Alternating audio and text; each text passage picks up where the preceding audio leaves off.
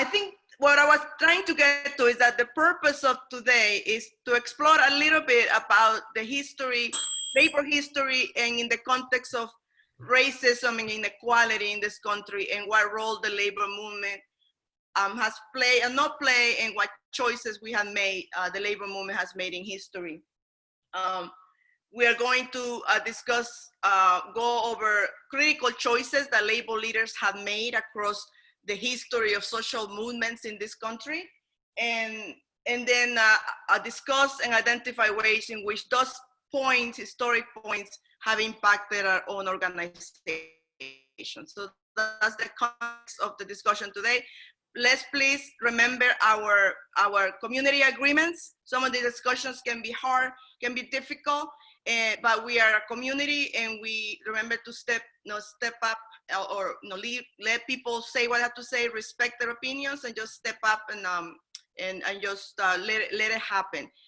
The main session is recorded, but when you go into groups, for the small discussions, those sessions are not recorded. So you feel free to be open about those small discussions. There's just there's no capability to record discussions on small groups, which is okay, because we want those discussions to be real, as if you were one-on-one when we get together.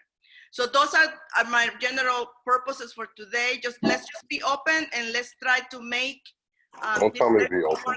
I got smoke. Be open. Okay. So Sally Alvarez will lead our session today. Sally, it's all yours. Okay, thanks. Thank you, Patricia. I just wanted to go over real briefly kind of what the format was going to be today. We're gonna break into groups of 4, and you're gonna have a few minutes to just share with your small group any reaction or anything you wanted to raise or share about the posters that I sent you. Can I get a show of hands just like this if folks were able to go through the posters, at least in part or in the whole thing? Anybody? Yes, yes, yes. Okay, well, you hold up your hand again. I'm just trying to get a count. It's going to be difficult to have the discussion if people didn't share the posters. So the posters that I sent were kind of a chronological set of images and events that had happened in the labor movement that had to do with racism and inequality. So there were a lot of events in there that you probably had heard of. There were many events that were left out because there were 50 posters, and I'm hoping at least someone in your group will have gone through them. And so what I would like for you all to do is spend a few minutes just kind of sharing your reactions to the posters and what was particularly interesting or compelling to you about the posters.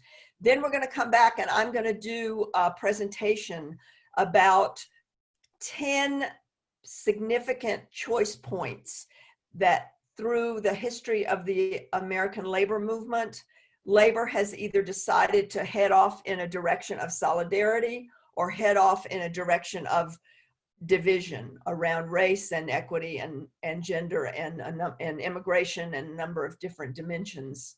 Then I'm going to try to do that in a fairly quick way, and then broken up by opportunities for you all to ask questions. Then we're going to have another discussion where you're going to be in a group where you'll talk about what has gone on in your own union or organization around issues of inequality, and think about one particular example of a time when your union was challenged around inequality and discrimination. And so I'm going to ask each group to come back with having chosen one example to share with the larger group about that. So hopefully this is going to be lively. What I would like to have folks do, though, is to use the chat room very very enthusiastically, because this is a really complicated conversation, and it's a difficult conversation to have when we're not face to face. And I think that if we can use the chat room to put any kind of reactions or any kind of questions. I won't be able to address all of them in the whole group, but I do want people to feel free to raise issues and raise questions and raise comments. And I don't want people to feel constrained about it, although this is, as I said before, it's a complicated discussion to have in this kind of format. As Patricia said, this is one small part of a larger 3-day weekend that we usually do, and we will be doing other parts of the curriculum at other points when we are back together again. But this is just one part of the curriculum that we were able to pull out, and we felt like it might be successful to do it online, although it has its own challenges. But the whole 3-day weekend is an opportunity for people to really build community and build solidarity and use each other as sounding boards to think about some of these really hard issues, and think about the fact that as leaders, we have responsibilities to go back into our organizations and fight for the kind of real solidarity that's based on the kind of community that we can build, and that hopefully we're modeling how to build in this program. Sally, Grace had a question earlier. I don't know if she still does. She had her hand up. Grace, do you still have a question? I got you unmuted. Oh, yeah. The question was, many of us in the chat, well, I didn't receive any stream of posters, so were there specifically put somewhere like in another box or something? I didn't receive that. And what date was it sent out? So I can go back and check my email, because I didn't receive 50 posters. I received everything else, but I didn't receive the stream of posters that you're speaking of, Sally. In the same email that had the email from me, there was a link that had to do with the posters are actually posted on your class website that you have all your materials on.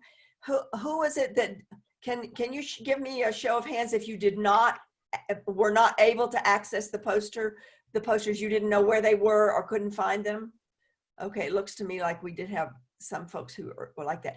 If you wind up in a group that has no one in it who's been able to see the posters, can you get back in touch with Cherie, and we'll try to put you in a group with people who have seen the posters, okay? Karen put it in the chat room. Karen put the link in the chat. Okay. So I got it now. So if you look in the chat, you can just click on the link. Oh, that's great. It's just the file was too long, everybody. The file was too long. The email. Yeah, it was too long to attach as an email attachment. It's too big. These are posters that when we do this session in person, I print these out on big paper and I post them all around the room. So they're kind of like a gallery, and they're a gallery of historic moments that are in the history of the labor movement, like Reconstruction after the Civil War, for instance, like the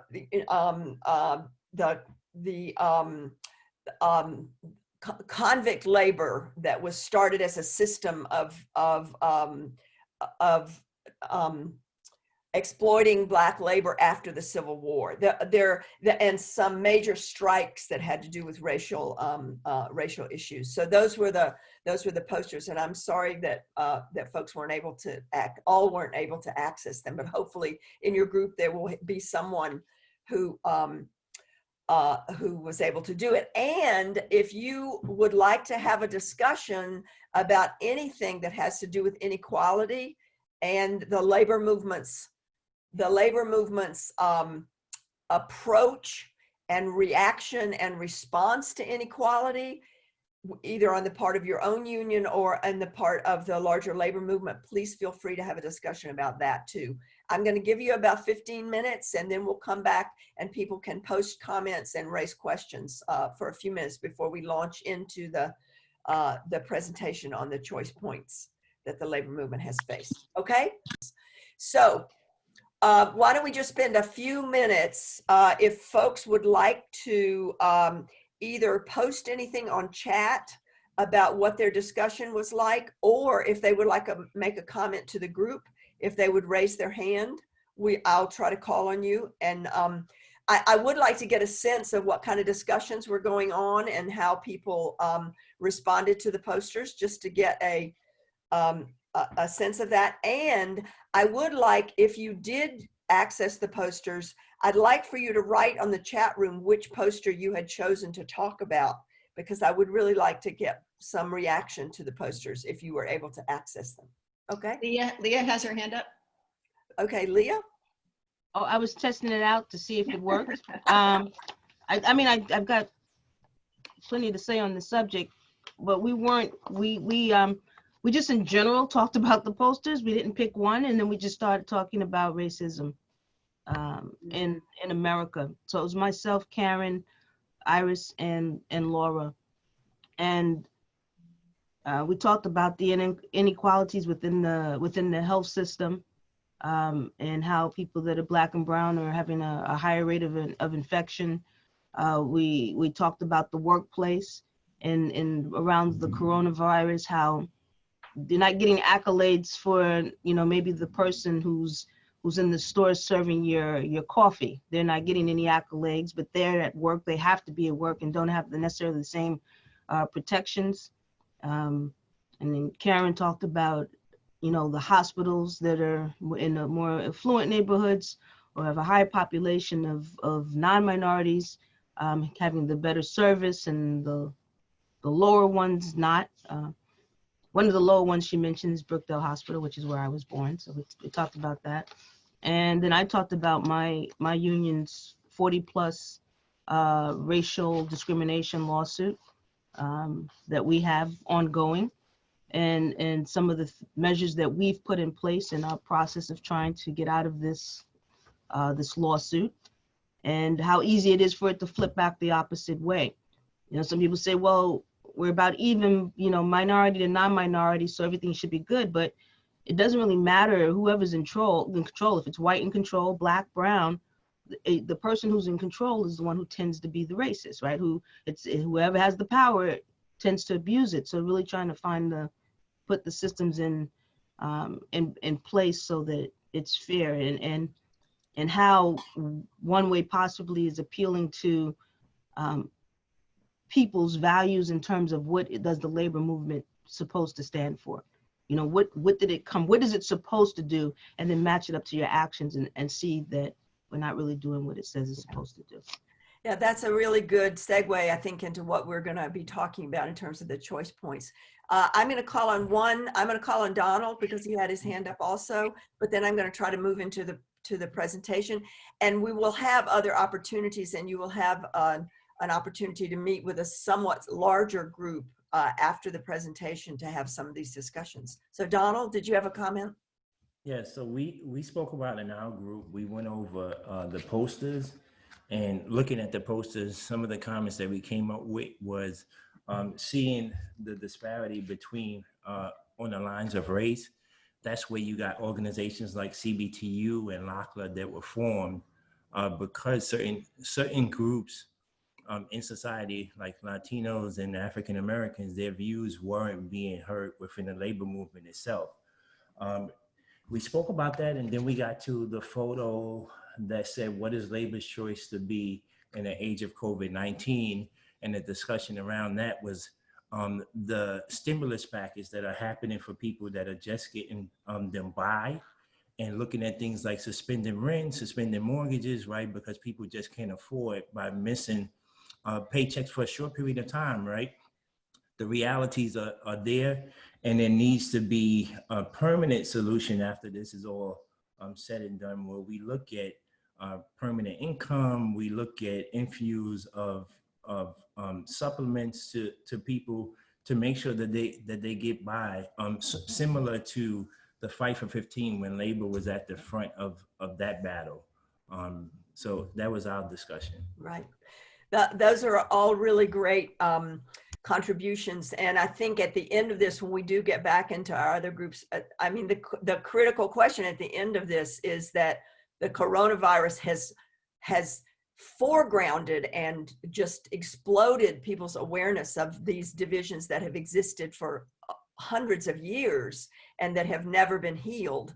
And so we are in a position of asking ourselves, what can the labor movement do, and what should labor leaders do in coming to the table with the kinds of things that would mean fundamental change in our society for more fairness to address these issues of inequality. So I'm really appreciating the things that people are putting on chat, and I would like for you all to continue to do that. I'm going to share my screen, and I have a series of slides that have to do with the choice points. I'm going to stop several times in the presentation to give people an opportunity to either post questions or raise their hands.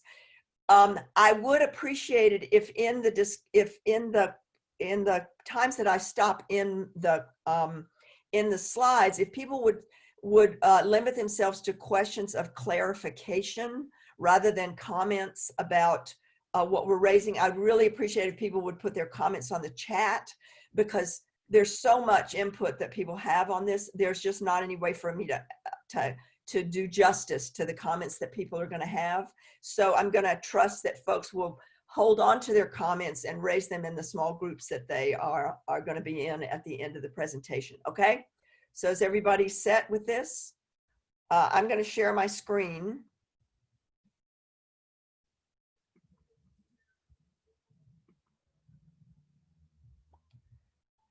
And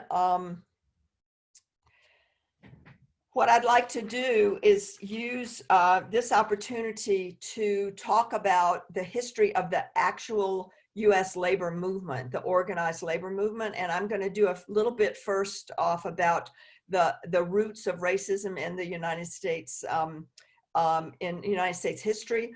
Kim is going to give me a 1 minute out sign, so she's going to break in. So when she breaks in, she's not being rude. She's just trying to help me keep on my time. We're already a little bit behind in our time. But what I want to start out with is just asking the question, what is real solidarity for the American labor movement? You know, solidarity is solidarity forever. It's something we have heard as labor and worker organization activists pretty much all of our careers. But there's a history of the use of the word solidarity in the United States labor movement that has to do with a very shallow understanding of solidarity, because I would imagine most of us have experienced situations where labor leaders have said, don't raise that difficult question, don't talk about race, don't talk about women's rights, don't talk about immigration, because that disturbs and destroys our solidarity. And so I want to make a distinction between real solidarity and the kind of solidarity that too often is just kind of a catchphrase. So if you look at labor history in the United States, there are a number of points at which the labor movement, either as a whole or individual unions, were faced with very clear choices around building real solidarity or pursuing division. And these are the kind of the choice points that I want to go over. And some of these are things that were on the posters, and so they'll look familiar. Before I do the history, though, I did want to, okay, let's see, hold on a minute. There we go. I wanted to go through something that you all saw in the summer, and that is this issue of the levels of systems that we're talking about. Our seminar deals with, as a whole, the 3-day seminar deals with different levels of system around discrimination and division and racism and inequality. There's the individual level where people are talking about, I, as an individual person with my personality and biography, have certain beliefs and biases. That's at the individual level of the system. The group level of the system is the people that are in my community, the people I'm dealing with, the people who are in my immediate environment. There are also social identities that people deal with there. Organizations like unions or institutions like churches, they all have different kinds of beliefs and biases and practices that also are the third level of a system. And then in the fourth level, we're talking about things like racism and inequality in a systemic, society-wide level. And so what we're trying to do in looking at history, we're looking at the organization level, how the labor movement is dealing with these questions of inequality, and we're looking at the society level, okay? Other parts of the seminar, we would look at individual and group level, but right now we're really thinking and looking at the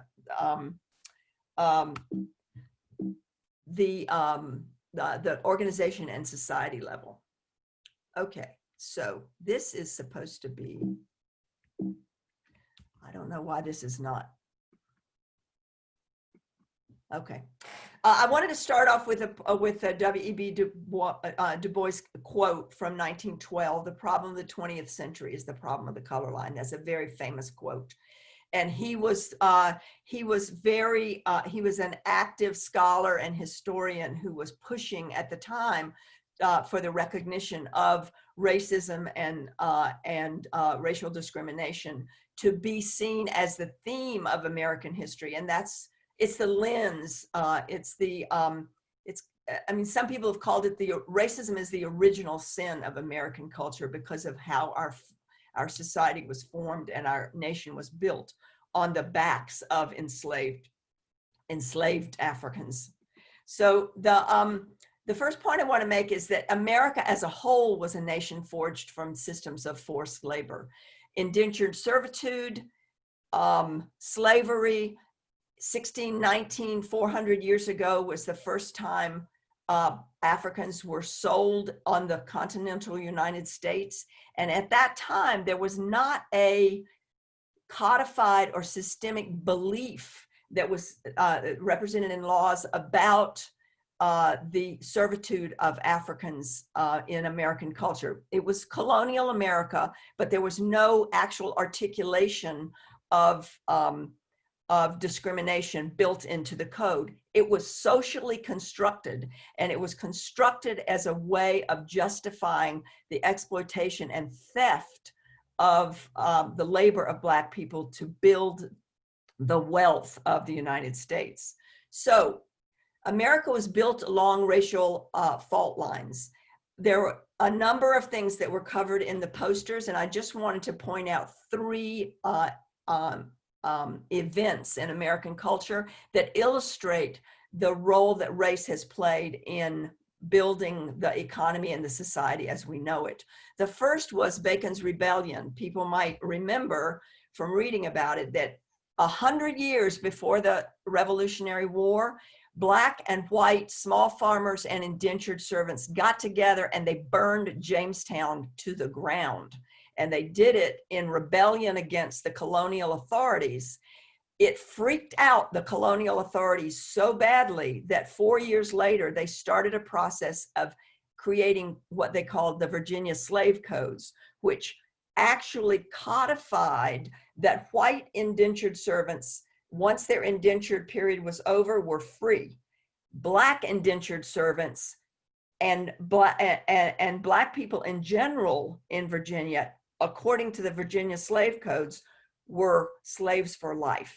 So that was the first time in the United States that there was a really very clearly constructed rationale for enslaving Black people and making sure that they were slaves for life. The second example was in I'm covering over my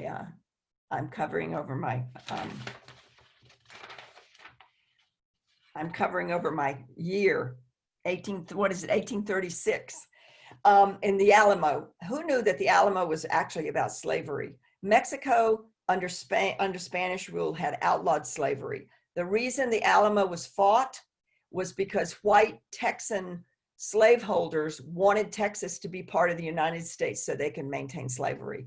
It was not about the heroic efforts of Jim Bowie and Daniel Boone. It was about maintaining slavery. And as you know, that's not how the Alamo is taught. And the third example was the Indian Removal Act of 1830, which actually wasn't just 1830, but that was the main year. That was the the expulsion of Native Americans from Georgia, Mississippi, and Alabama, forcing them into what's now Arkansas and Oklahoma, so that their land could be stolen by white farmers and landowners. These are just three of the examples that show why the history of the United States can teach us that racial division and racial exclusion and racial exploitation has been at the root of the United States experiment, and that the Enlightenment rhetoric of human rights that underlies our founding documents was really in many ways human rights for white landowning privileged males at the time. So at the same time, I thought it was interesting to really look at how the Irish were treated when they immigrated in the mid-1800s. These are two of the cartoons that were in the history posters also, but they show the discrimination against Irish people. Now remember, Irish people were Catholic. Irish people who immigrated were poor. They were unskilled. They were mostly farmers who were particularly in the 1840s because of the Irish potato famine, and they didn't speak English. They spoke Gaelic. And so the discrimination against the Irish in the mid 1800s was really pretty horrific. And the division between Irish workers and Black workers, particularly in the North, where most of the Blacks in the North were free at that time, the competition for jobs and the being forced together in incredibly poor communities created a lot of division and a lot of despair and violence. After the Civil War, one of the things that happened with the labor force was the imposition of what we call convict labor, which is when the southern states after Reconstruction couldn't figure out how to reclaim and exploit their Black agricultural laborers. So they set up a system of sharecropping, and they set up a system particularly in the South, of convict labor, where they created codes so that laws so that things like vagrancy, if you were out after dark and you couldn't prove that you were on your way to some work or had permission from a white person to be out there, you were arrested, convicted, and then you were basically rented out in perpetuity to the plantations and the mills and the mines. And this system is discussed in a really wonderful book called Slavery by Another Name, which is something I would highly recommend to people. I used it when I taught my course at Cornell in Southern labor history, and it's a really well-documented and horrific account of the convict labor system. So I do believe this is when, yes, I'm going to stop. I'm going to stop sharing my screen, and I'm going to come back. And we haven't gotten yet to the part where the actual organized labor movement is going to start facing some of these points, because most unions didn't get actually organized until, there were some early unions, but most of them did not get organized as national organizations until after the Civil War. So we'll talk about that when we go back. But do people, are there any things that people would like to say? Anybody want to raise their hand? I see Latrice. Latrice, you want to? Yes, I just wanted to say really quick that the Slavery by Another Name is also a documentary.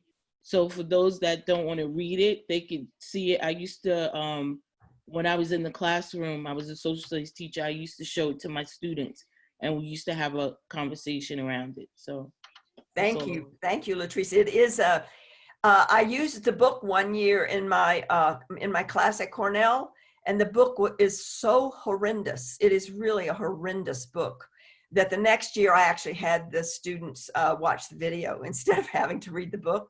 But the video itself is also horrendous, but it's very, very, it's a very important thing. So does Vinny, anybody else want Vinny to? is next. Vinny has his hand up. Vinny? Yeah? Yeah, a quick comment about Irish immigrants and workers. My father is Italian from Southern Italy, and it's interesting, the same, interracial clashes would happen with Italian workers who were mostly, unskilled, or possible. My dad was very skilled. He was a tile setter and in construction. So all those types of jobs, and even down by the pier, there were big fights. My dad would say, like, they would go up and change, and especially about, who gets the jobs. And so just like, Mexican workers are looked down upon currently, because they're undercutting the workers and will be willing to work at a lower rate. The Italians were seen in that same light in the 50s and 60s and had the same clashes with the established immigrants that came before them, is my point. So it's sort of a repeating cycle. And and like you said, at least I think it was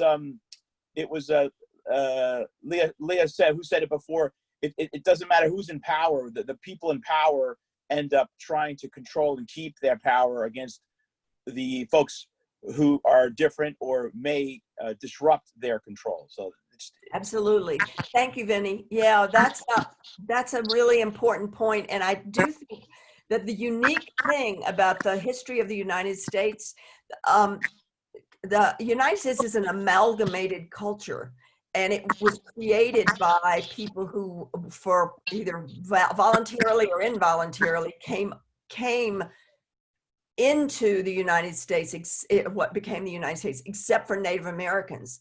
And for the history, if you look at history, the history of the United States, it's been a constant struggle around who belongs and who doesn't belong, who's legitimate and who's not legitimate, who deserves to be here and who doesn't deserve to be here. And fundamentally, historically, nobody deserves to be here except Native Americans. And some people resisted being here. The point is that this is a theme all the way through our culture, that this issue of belonging and boundaries and borders is a fundamental dynamic of American history that is in some ways more pronounced in the United States than it is in many other cultures. It's in some ways the same in Australia. It's a little bit the same way in Canada. Those are nations that were formed by immigration, and they have a particular dynamic. And the United States, because of the individualism of our culture, is very troubled and fraught over these issues of boundaries and inside, outside, deserving and undeserving. So I know there are other people who have questions, but I'm gonna move on. And if people would put their questions in the chat room, when we break into groups, I will try to read people's questions. And if there's something that really is jumping out and needs to be dealt with, I'll try to handle that. I'll try to handle it when we come back. So I'm going to share my screen again. I'm going to move to the next slide, which is, so after the Civil War and after Reconstruction was betrayed and ended, this was a period of time when the white labor movement was really getting itself started, and it was these particularly craft unions were being created. And even though a lot of these craft guilds and formations had existed for a while, even through the Civil War, the first actual national formation was a group called the National Labor Union, and it was all white, and it was craft based, and it was male. In 1869, black work, that was 4 years after the Civil War was over. 4 years, the black workers came together and organized the Colored National Labor Union and tried to get the national labor union to allow them entry into it so that there could be solidarity among workers. They were refused entry. They eventually, the Colored National Labor Union eventually dissolved because it wound up being, going into a direction of more political activity. And the interesting thing was that white workers, craft, guild, white male workers could not see their way clear to having a vision for a united working class across color lines. They were too divided around race and around craft. But the other interesting thing was the thing that actually kept the Colored Labor Union out, National Labor Union out, was because the white formation required the black workers to abrogate their allegiance to the Republican Party.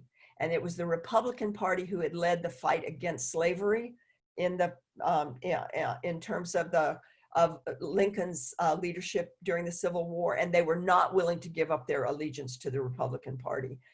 The Democratic Party was the party of the white Southerners at that time, but it was also the party of white working class voters in the North. There's a wonderful biography that has just been written of Frederick Douglass that discusses a lot of these questions, the relationship between these formations and the abolitionist movement. And I would highly recommend it. It's a book written by a man named Donald Blight. And I can't remember the exact title of it. I will send you all a list of the books that I'm using and citing so that you all can access them if you're interested in them. So that was a choice point that the labor movement chose division.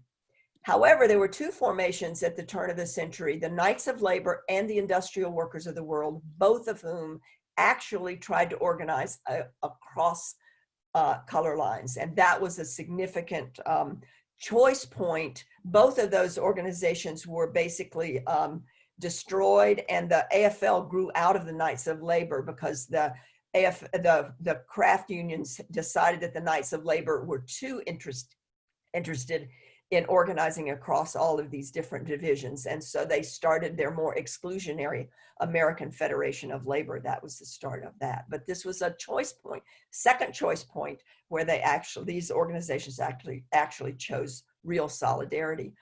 Throughout the 1800s, there were major waves of immigration, and the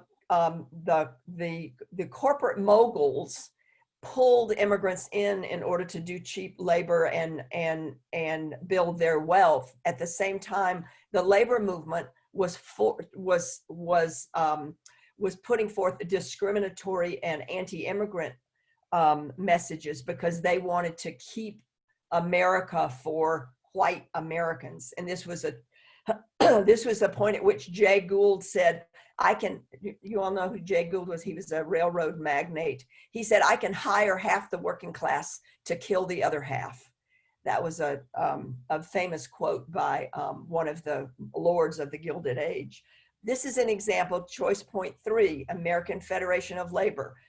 This was in 1923. America must be kept American. Those who would flood the country with hordes of immigrants from Southeastern Europe, like Vinny was talking about, Italians, Greeks, people who were marginally seen as white at this point, but Gompers, who is lauded as a leader of the American labor movements, was actually extremely anti-immigrant and extremely racist and extremely exclusionary in his leadership of the AFL for decades. Those who would flood the country with hordes of immigrants from Southeastern Europe care no more for America than do the Hottentots. Their desires are governed by greed. This was Samuel Gompers on organizing immigrants. He was on the cover of Time magazine in that year. Well, choice point 4, I'm trying to remember. Choice point 4, in 1935, the CIO was founded, And this was, it originally was an organization that was a committee of the AFL, but there was a huge fight in the AFL because some people wanted to organize across the color line, organize low-wage workers, and they wanted to organize on the basis of industry rather than of craft. And that was a very large split in the AFL. And that's why we wound up with an AFL and a CIO. So that was choice point 4, and the CIO was an example of the labor movement choosing solidarity. Now, this was not the whole labor movement. It was a portion of the labor movement, and the CIO was responsible for creating the large industrial unions that we have now, particularly the best example is probably the United Auto Workers, which people also always say now stands for Union of All Workers, but it really stands for auto workers. Well, in 1935, also though, the same year that the CIO was formed, was also the passage of the National Labor Relations Act. And this was an example, choice point 5, that the labor movement chose division. In the Wagner Act, there's an exclusion of many workers of color due to the opposition from racist Southern politicians. And that is because in order to get the NLRA through Congress, Roosevelt struck a deal with the Southern racist senators that if he would exclude agricultural workers and domestic workers from the NLRA, then the Southerners would vote for it. That meant that the vast majority of the Black workforce in the South was excluded from protections from the NLRA. That still exists. The NLRA does not cover domestic workers and agricultural workers, although most of those workers now are immigrant workers or Latino workers. Many states have passed protections for those workers, but they still are unprotected by national law. So I am going to stop again here, stop sharing my screen, and I'm going to ask if anybody has a comment or would like to ask a question here. Do I have anybody whose hand is up? No, not yet. Leah. Leah? Yeah. So I'd like to teach this exact course in the apprenticeship school and to my instructors. Absolutely. I'm like Abby Hoffman, who wrote that book. He was a yippie and he said, steal this book. That was the title of the book. Please steal this curriculum. and I'd like to just talk to you a little bit more offline on how to present it, because I mean these are the type of things that it's almost better not to teach it at all if you don't teach it correctly. So I just don't want to screw it up. Okay, absolutely. I would love to help you do that, Leah, and anyone else who's interested in using any of these materials. And also, again, I'll post the books that I've been using, and so people can have the resources. For 5 years, I taught a course at Cornell for the ILR school on Southern labor history. And so a lot of the materials that are in this presentation are the materials that I used in that course. Teaching labor folks is a really incredibly powerful and great experience, both for the teacher and for the students. And this history is really liberating for people to understand, because it really decodes a lot of the stuff that we see now. I mean, when you see what's happening with the coronavirus now and the disparate impact for people of color, all of this stuff that we're talking about now, this is all of the underpinnings of exactly why that has happened. And it is, it's really important to understand. So do I have anybody else who has a question or wants to make a comment? Hi, thanks Ali. I echo Leah. That was my project to design a little class for the Worker Center. And I think it's important also to include the formation of organizations that are part of the labor movement, not only unions. I'm reading this book, The New Labor in New York, Precarious Workers and the Future of the Labor Movement. And just the introduction has a very, oops, I don't know if you can see it, it's in my screen, but it comes and goes. Yeah. It has an interesting, it's a very short,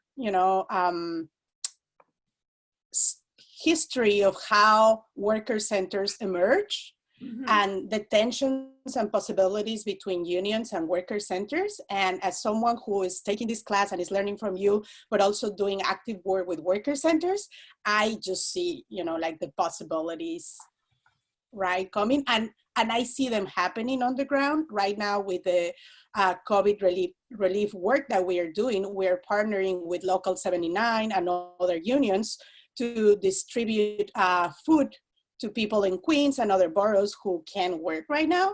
So it's definitely, like a way to show how, to go back to the beginning of the presentation about what solidarity is, not in a discourse level, but actually, like put it in practice and how easy it is to do it.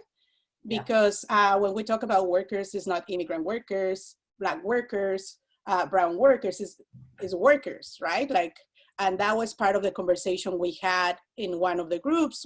What happens when we use class as an element that help us to glue things together, and how that's also important. Absolutely.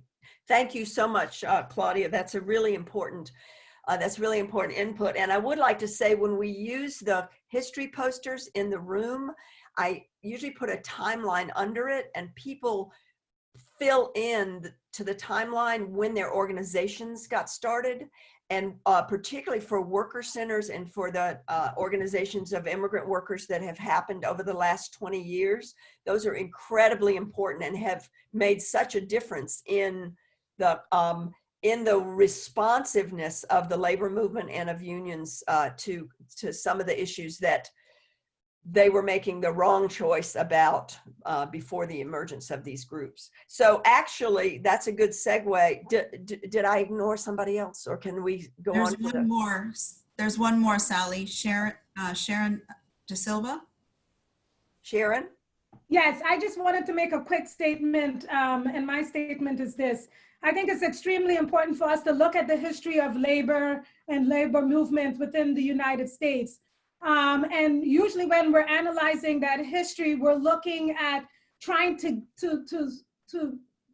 get solidarity between unions, and also trying to have more inclusive minorities within the unions. But I think and that's where the majority of the disparity in treatment occurs, is trying to get sorry, I'm mumbling, trying to get members in. But I think it's also extremely important for us to not just get members in on that low grassroots level, but also to try to change the umbrella of unions and have more inclusion, where we have more people of color represented in the leadership of the union. Because in order for you to have a real voice and have real change within unions, you have to be represented in the leadership. And that needs to be a major focus of unions in this country. It must change. And I'm ready to fight to help that change. Sorry. No, I think that is absolutely true. Thank you for raising that, Sharon.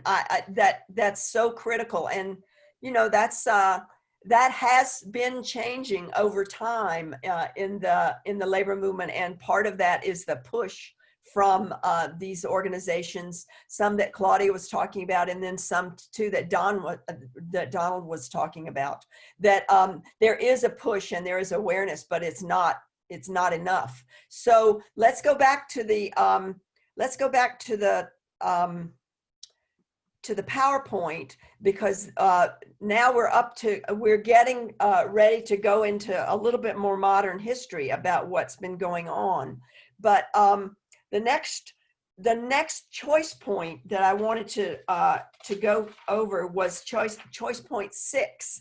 And this is a time when in the 1940s, The Bracero program started during World War II, and that was importing Latino workers because so many American workers were in the armed forces. But workers were pulled in from Mexico, and also workers were pulled in from Jamaica and from the Bahamas and from other Caribbean countries. But the workers were pulled in to do this work, and they were incredibly exploited by the growers and the corporate owners. But they were also discriminated against by the labor unions, by unions who saw them as a threat rather than as an opportunity to organize across division, because these people, as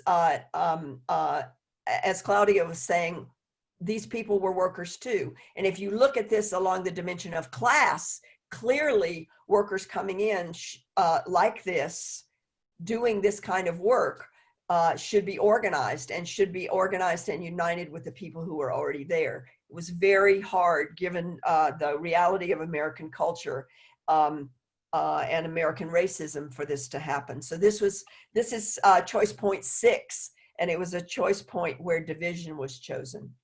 So the next one is Brown versus Board of Education. And this is a very complicated time in American history, because some unions actually felt like desegregation needed to be supported. But in the main, particularly in the South, the unionized workers in the South were almost uniformly white. Black people were actually prevented from getting a lot of the skilled jobs, even in textiles, which is not, those were not seen as that skilled. The unions in the South lost a huge number of their members because they were seen as vehicles for desegregation. But the white leadership of the American labor movement was very tepid in their support for desegregation. And when the movement called massive resistance occurred in the South, where the Southern leaders were shutting down libraries and shutting down school systems and refusing to abide by, shutting down universities, refusing to abide by the desegregation orders, the labor movement was very, very MIA in terms of the stand that they took for Black workers. And part of that was because the few unions that had Black workers, like the packing house workers, actually helped lead the fight for desegregation. But so many of the unions had excluded Black workers because the jobs excluded Black workers. And even when Black workers got the jobs, sometimes white workers resisted it. So this was a choice point that was definitely toward division. However, 1968, Martin Luther King, the civil rights movement, actually a big ally of the civil rights movement was the labor movement, particularly in terms of public sector workers. And this is a picture of Jerry Werf from AFSCME talking to Martin Luther King just a day or two before he was killed. And the labor movement did take a stand. Most of the labor movement did take a stand, even if it was kind of a symbolic stand toward civil rights, but they were still not really organizing Black workers or opposing segregation and racism the way they should have. One of the things about AFSCME is because it was a public sector union, public sector was where a lot of Black workers finally were able to break into professional or skilled jobs, because the federal government, because of the efforts of the civil rights movement, outlawed discrimination in public employment. And that's one reason why public sector unions were more supportive of civil rights than still the craft unions, like the building trades unions. Well, here we are in the 1970s, though. Choice point 9. Labor chooses racism again. United Farm Workers, the California Teamsters arranged sweetheart contracts with the growers, and they beat up the United Farm Worker picketers, and they bombed the UFW offices in California.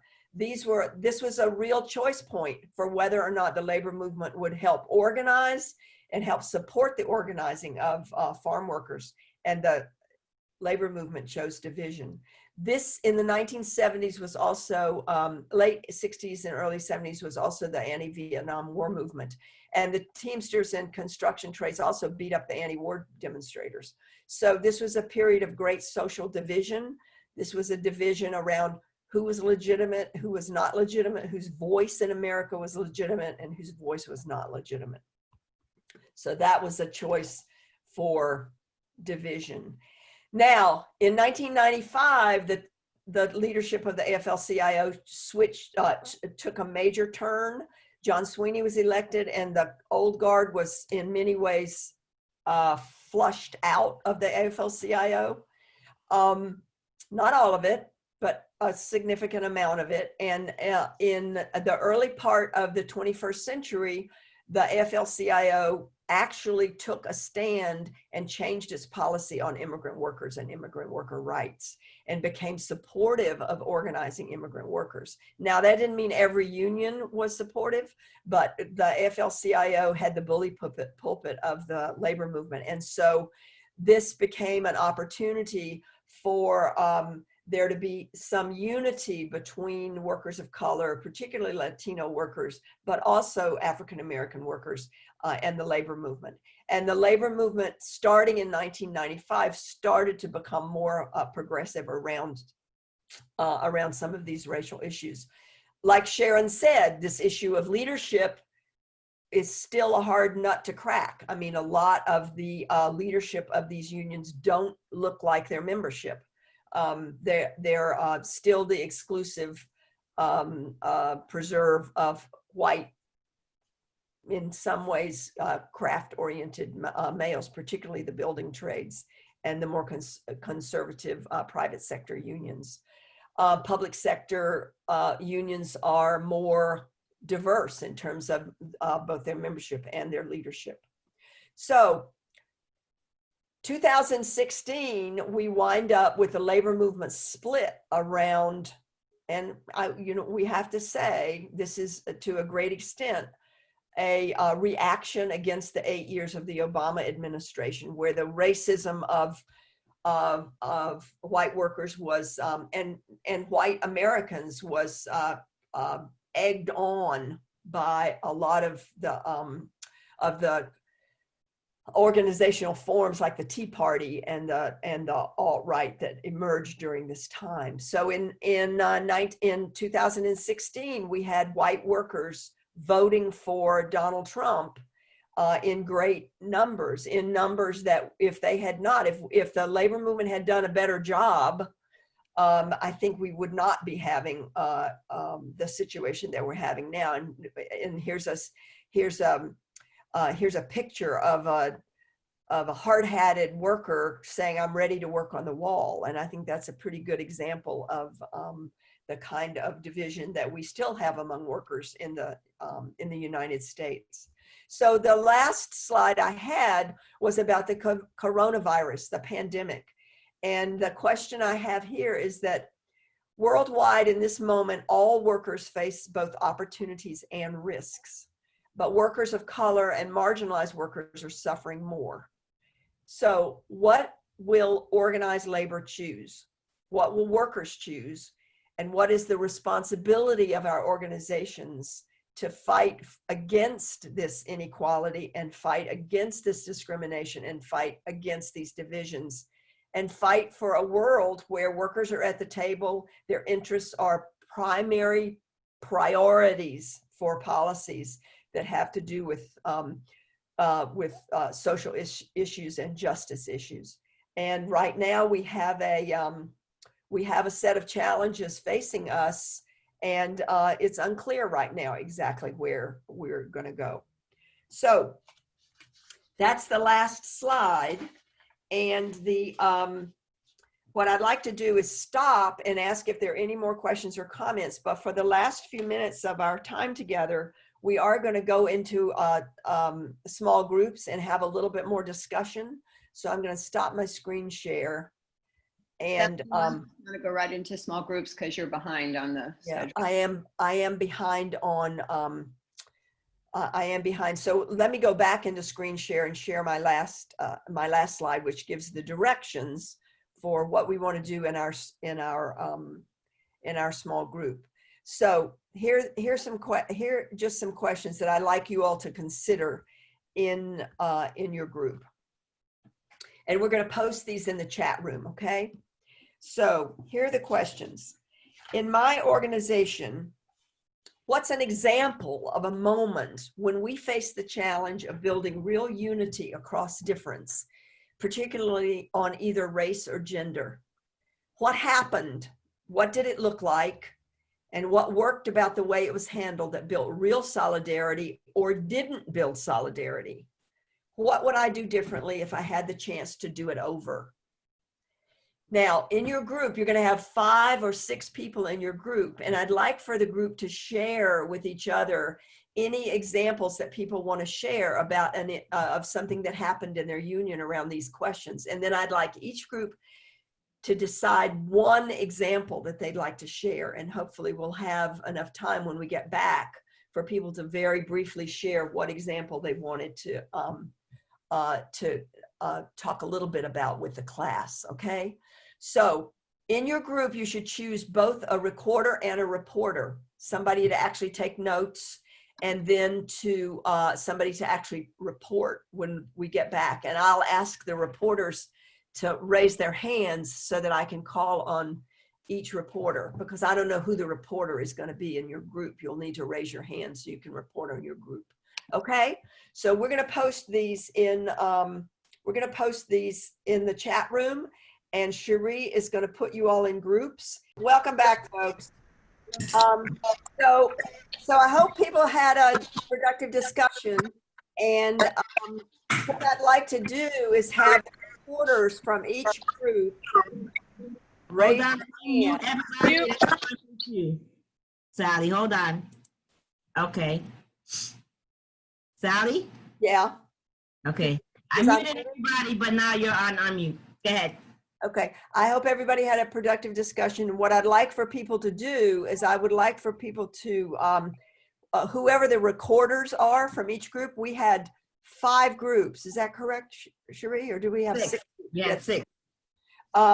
So I would like the recorders to go into the participants down at the bottom and raise your hand so that I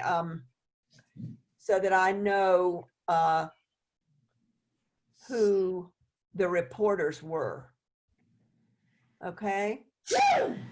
So. Okay. So let me call on. Okay. Let's see. I have Iris, Jeanette, Karen, Claudia, and I'm missing 2 other reporters. Who are my other reporters? Hi, it's Chuck. I'm one of the Oh, reporters. Chuck, you're a reporter too? Okay. Yes. So Claudia, why don't you go first? And tell us what example you all chose, and what you have about 1.5 minutes, 2 minutes max. And so try to be really brief, but give us an idea of what the example was and what your group kind of shared about it, okay? Sure, thanks. We talk about, I'm gonna talk about the work that we do at NYS because we spend more time talking about it. And one of the main issues is gender, because we work in the construction industry, and it's very hard for the compañeros, the men, like, to realize that there are women who are in this field, especially because they are transitioning from other industries like domestic work, for example. And one of the main issues is we have people coming from different countries, so there are a lot of cultural layers happening there, and a lot of interpretation about what the role of women. So what we do is we usually have these conversations in the Worker Center where we brainstorm, where we tackle the problem, the workers and the staff and some member leaders help to facilitate. And we brainstorm ways to support women who are just starting to work in this industry. It has been very useful to work with women who have a longer trajectory, so they can see these models. We don't have the same resources like unions have, like the training programs where that is part of the curriculum. So we have to do it with our own, like resources. And then you have the other part that is the discrimination on the job site, right? And when Sean, we were talking with Sean too, that how in his field in transportation, gender is also it's also an issue, because he said that they wanna get involved more women, but he has the impression that the women feel, and correct me, Sean, if I'm wrong, if I misunderstood, that it's for women, it feels like it's a more male-dominated job, right? So Sharon asked a question that, what are you doing to bring more women into the field? But that's when the conversation, when we went back to the big group. So I thought that was that was an interesting, so we see this in different industries with different contexts, this tension of who's capable to do what, and how we can brainstorm ways to imagine the industry in a different way. Yeah, great. Well, thank you, Claudia. That was great. And my presentation dealt less with gender than with race, but when we get back together and we do the whole curriculum, we do have a lot more discussions about gender and the issues that have come up around that in the labor movement. So thank you. So Jeanette, you want to go next? Sure. Okay, so we actually selected racism, and Leah was able to share with us how the Steelworkers Union, what they were working on, and how minorities were not allowed to be part of the union. So there was a lawsuit, and through the lawsuit, they have actually implemented an exit interview where they're able to ensure how these positions are filled by when they contract out and when they go to the union, and they're able to track the data. And it's imperative that if you want to find out how the progress or non-progress is, the data tracking. So you have to get it from the start, and I believe that's where the organizations drop the ball, because we don't collect the data. So it's hard to track, but the steelworkers have been doing well. And then Vinny from UFT, his statement is that it's become more diversified. In the beginning, he felt that it was more led by Caucasian, and now there's a more diversified group. He really didn't think that Randy Weingarten is a good leader. She's more of a politician, because there were some bad contracts. But that in and of itself, it's a big statement. A leader, sometimes you're a leader, but you're not a good leader. So it has an impact on the organization, and that's, they're leaders, but if the member don't perceive you as a good leader, they won't follow. And so you lose the membership. Then I started to say about our organization, PEF, that this is the first, well, not the first, this is the second administration in which we have a Black president, and this current administration is predominantly female. So we have the race and the gender combined. And I must say that we have an awesome leadership. I am so proud of our leadership, because in my perception, and this is purely my opinion, the females have taken control. We have more of an organizational type of strategy. I don't know if it's because of the motherhood or, you know, I don't know what it is, but I just feel that we're a lot more organized. So we have a better strategy of multitasking. Okay. I think we're doing great. Great. Thanks so much, Jeanette. I really appreciate that. You know, there was an article in the Times about the countries that have done the best in the coronavirus pandemic, and almost all of them are led by women. It's a really interesting dynamic to think about what are the things that in many ways, not always, but in many ways, women bring to leadership positions that that are very important for the growth and survival of an organization. And when they're shut out, the organization really suffers. So how about next, Karen, you want to go next? Okay. So we had a really good discussion in our group about a union that we will not name, but that had quite went back and forth basically on whether or not to publicly support Black Lives Matter. That there was some activity around it initially, and then largely due to opposition from a certain group of the membership, ultimately decided not to take a stand. And so one of the things we talked about was how, in a way, not taking a stand on that is still a stand, especially when it is something that's affecting members and members' families, and how, you know, it's still divisive to not take a stand. It's just a different group of people being disenfranchised in that case. And so, you know, we talked about how there may be fears from, especially at the national level of some of these unions, on alienating members, on alienating other unions, on public safety unions, on taking a stand that could be perceived as being anti-cop. And so that led into kind of a discussion around social justice unionism versus business unionism, and, you know, what is the right approach to take in these cases.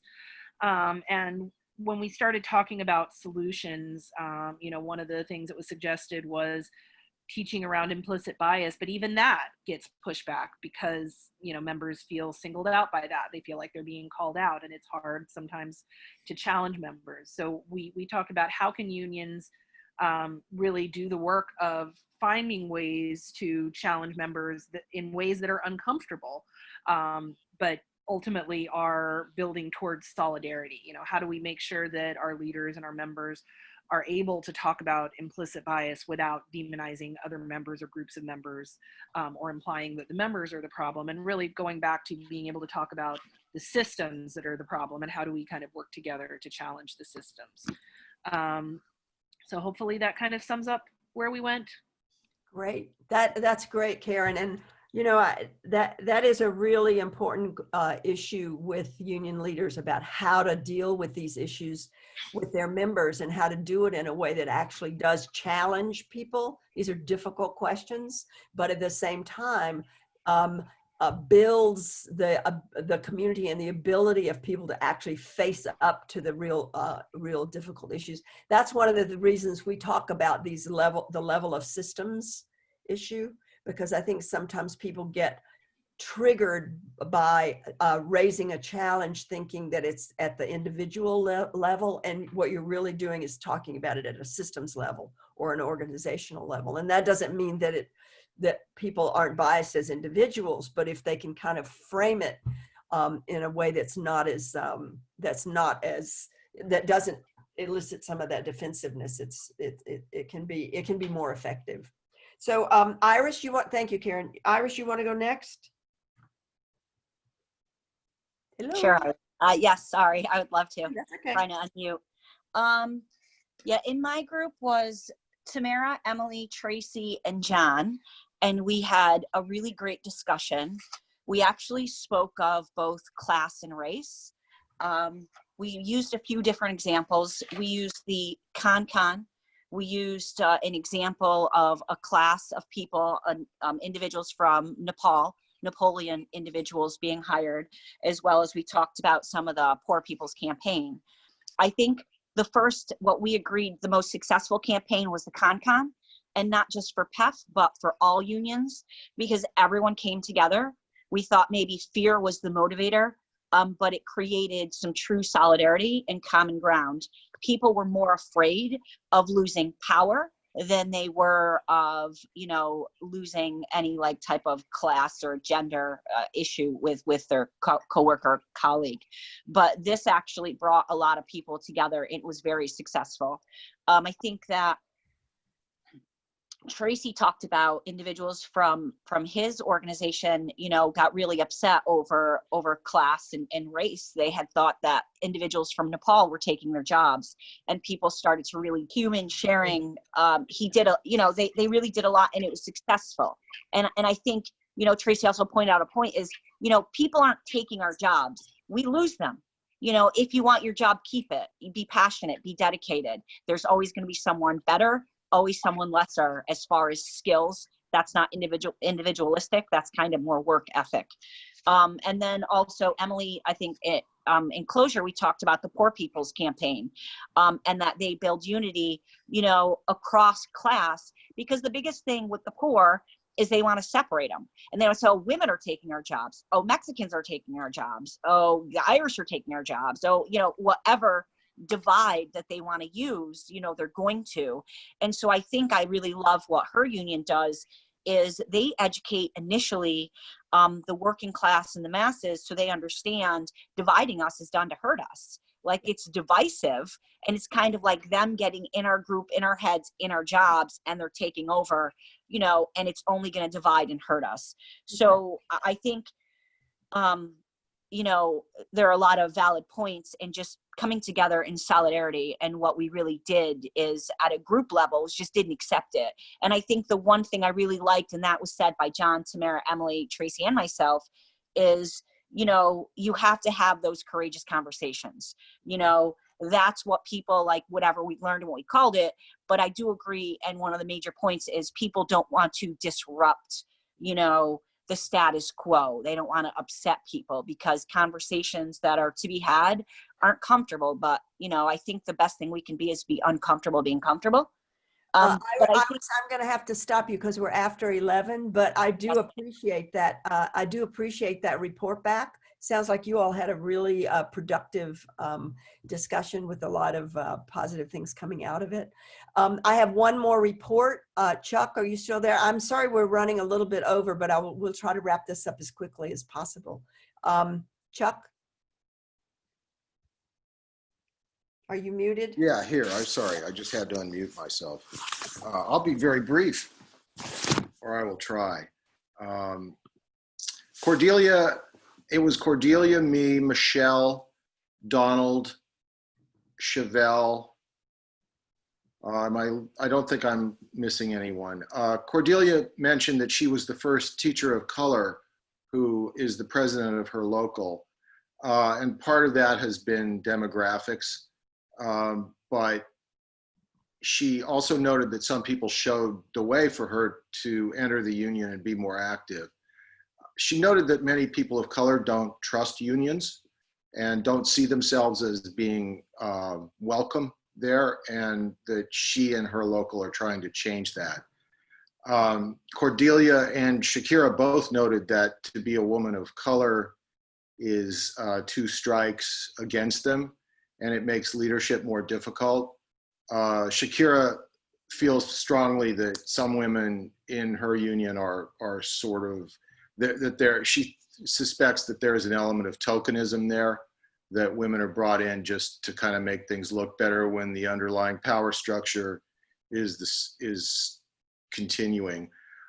Michelle in AME mentioned that for many years, women were seen as housewives going to work, and were therefore seen as someone who shouldn't be paid as much, an issue we're all familiar with.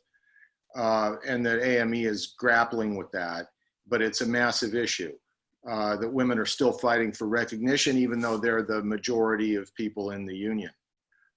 She's been told, this event isn't for you to go to, it's for the boys. Donald and I sort of mentioned that, and this is a hobby horse of mine, but that labor leadership in general at this time of crisis isn't really stepping up and talking about broader injustices, which encapsulate race and poverty. And really, we're all fighting over scraps. I mean, I don't see anyone talking about taxing the billionaires. I don't see any address toward a fairer system in general coming out of labor. And I mean, I say this to people I work with, so I'm not just, you know, bitching about it quietly. But Donald mentioned that the racial divide is really stark in the building trades versus the public sector. And that divide continues. And Chevelle, to conclude, mentioned that there was a successful lawsuit about correcting a pay gap between women who worked as school safety officers with other law enforcement people in New York City. And that was nearly a $40 million victory in 2014. So that's kind of, we were all over the place, but it was an interesting discussion. Well, it sounds like a lot of issues came out and it was a good discussion. Thank you, Chuck. I'm not sure who the sixth group recorder was because I didn't get anybody volunteering, but we'll figure it out later.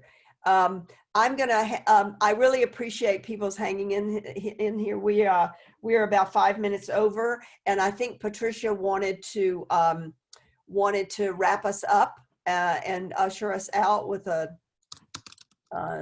request for a little feedback. Patricia? Yeah. Yes. Thank you, everyone. We're going to do this quick. I know there's so much more we can talk about together, but just to wrap it up, just like yesterday, perhaps we can put a word down on your chat box about how you feel about the experience of this discussion today. And so what are you leaving with this session with? You know, so a sentence, a word that you want to share, and I'll read some of them, and then we'll close up. So type. Could I just add very briefly, I will post this PowerPoint on your, Cherie will post it on your regular website that all your materials are on. Your posters are also there, and I will also post the reading list. It has about 6 or 7 books and articles that you might find interesting that some of the information from today's session came from. Okay, and just, I did send you some stuff for tomorrow, some videos to watch, so please take five minutes to watch them. It's still, some of the things that are coming up, racism is still real. Some people are expressing that they didn't know the AFL and the CIO were originally 2 different organizations.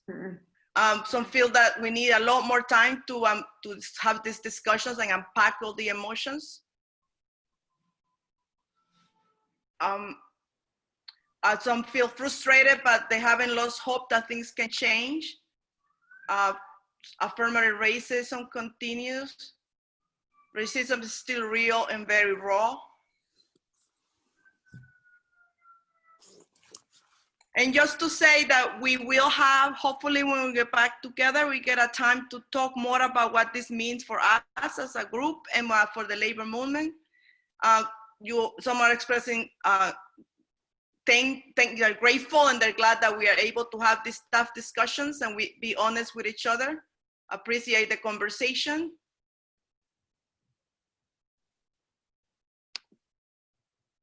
And they enjoyed the materials and the information.